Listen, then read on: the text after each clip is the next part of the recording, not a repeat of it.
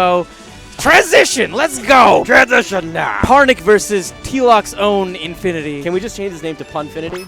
Punfinity? Punfinity. Punfinity, okay. Punfinity. Okay, so I haven't really seen Parnic before. Likewise. He's going for Zelda, though. But granted, I know that people are like, Zelda, nobody really has a decision. I'm telling you right now, this character is incredible. Now, the only, well, okay, I guess is incredible when you consider the options that she has available. However, the key part that is lacking here is movement. Her dash dancing is a little butt. It's very, very, very small.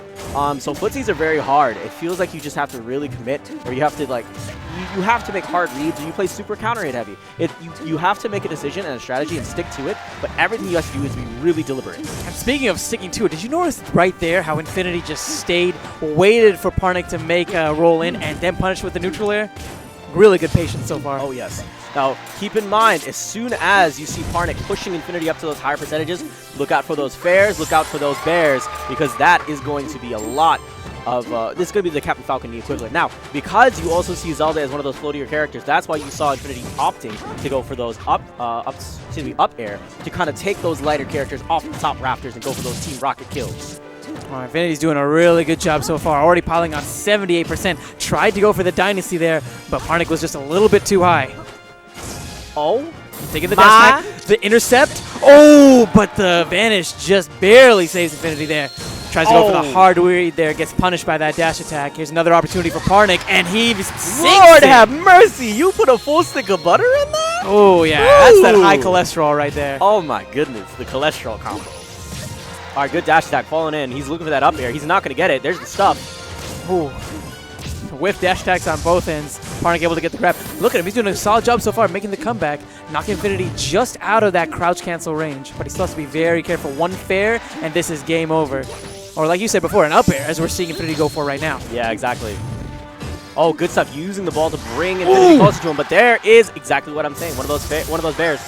Yo, that sweet spot was amazing. And Parnic really brought this game back. Let's go. He's looking for it again. He's just out of space, though. And the way that Infinity dashed back to avoid the option and then quickly ran back in whenever he saw the whiff. Right. Really good stuff. I just wish that he would convert more. Maybe there, instead of going for the grab, go for a quick short hop fair. Oh, dropping down? No, not going to have it there.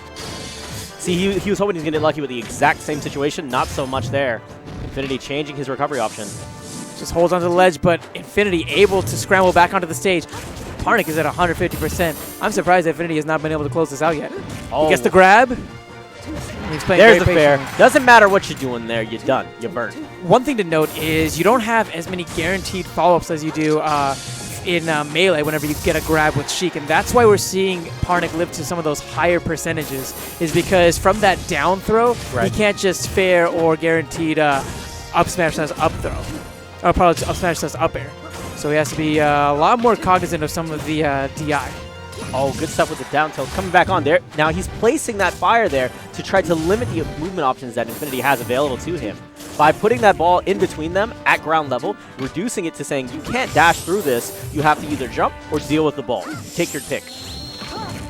Infinity's able to get the grab, but once again, you see him committing a little bit too hard there to that up smash. I love the wave dash back to avoid the forward smash. He's able to get in a slight punish. Here's an opportunity. Oh, but the sour spot on the up air. That's unfortunate. Oh, yes. Where's the next conversion? There it is, straight down. Interesting choice. That was a really interesting mix-up.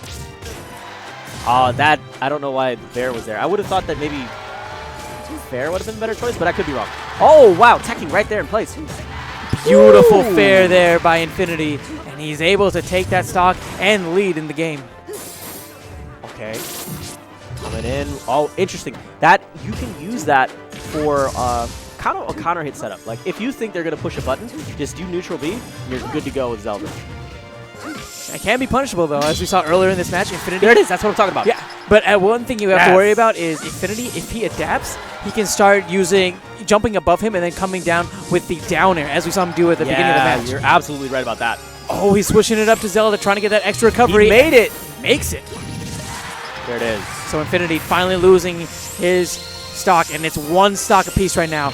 That transformation into Zelda definitely cost him a little bit of invincibility, but he didn't need it, as he's already off to a great start. 78%.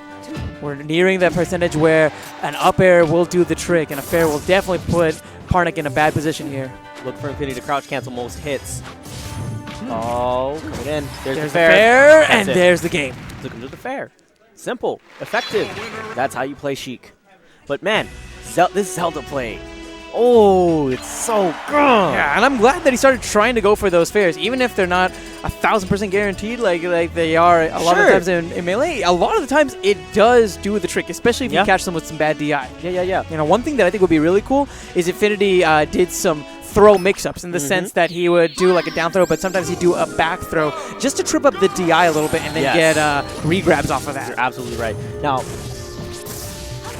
Panic or Parnic? I feel like it's kind of mixed message because you have... It is a mixed message. Anyway, it's Parnic on I'm going to call him Panic. But Panic is doing a good job previously last match of really figuring out those... whenever Infinity wanted to press button, whenever Infinity really wanted to push that aggression on and use that neutral B. But also doing a great job of comboing into Nair and really kind of racking up percentages pretty easily early in the set. Now, towards the end, had a little bit more difficulty because Infinity kind of caught his rhythm and understood how to disrupt it. So why don't we talk about this counter pick of the stage? Because he's deciding to go now to Fountain of Dreams, the reason is because we saw some of the kills earlier in the previous game off of the top with the up air. But because Fountain of Dreams has that higher ceiling, it's going to make it so that Infinity's going to have a little bit more difficulty this time around knocking opponents out with the the up air. Okay, Infinity was able to get a grab into a forward tilt. Like the down air there. It was a solid option there to send him back to that top platform. Oh, there we go. Good punish. They're trying to space out the Nair, trying to be as less risk as possible, but hey, there it is. That's how you need to finish off those stocks with that down smash. Oh, and Parnic is getting a little bit too happy with some of those teleports, and because of that, you're going to see him lose a stock. Infinity up an entire stock right now. Yeah, you're absolutely right. And Infinity definitely holding that lead, but Panic definitely coming back. He just needs to play a little bit smarter.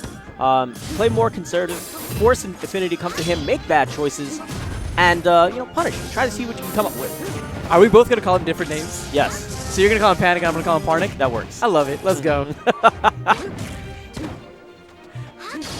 Okay, so we're back in neutral. Infinity coming in with that down air like I mentioned earlier. It's a solid setup option. And he just needs to hang out to the edge, but because he recovered higher, he's able to get that little bit extra distance to flip. Oh, you see how he's looking for that? He sits there and keeps whiffing it. He's trying to get the timing. He's not finding it just yet. But Panic trying. I think Panic panicked a little bit. Yeah, a little bit, and he might cost him the stock if Infinity can get the edge guard. No, but that long recovery from Zelda definitely coming to Parnic's aid. See, this is the rough stuff, is that whenever you're laying on your back for that long of a time, you gave Infinity enough time to kind of reposition himself and say, I'm going to cover all the options. You get up in place, if you roll backwards or if you roll forwards, I'm here ready to punish no matter what. What would be really helpful for Parnic is if he decided to go for some more sweet spots. You know, we've seen him consistently going for the stage, and I feel like he might get a little bit more recovery and not be a victim to so many edge guards if he decided to go instead for some sweet spots with those up Bs.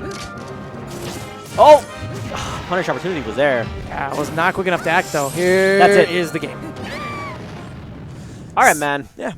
I will say this. Parnic, you did really well. Yeah. Overall, I loved every bit of it. Especially for a new player. I know I haven't seen him on stream, so it's little things. I feel like for next time, if he maybe was a little more confident with his recovery and trusted the fact that he could grab the edge when he needed to, it might send him a little bit further along. Edge guarding would be one of the things I would definitely criticize, but overall, racking up the damage was pretty good. I would want to work maybe on consistently getting throws into damage, but overall, great stuff.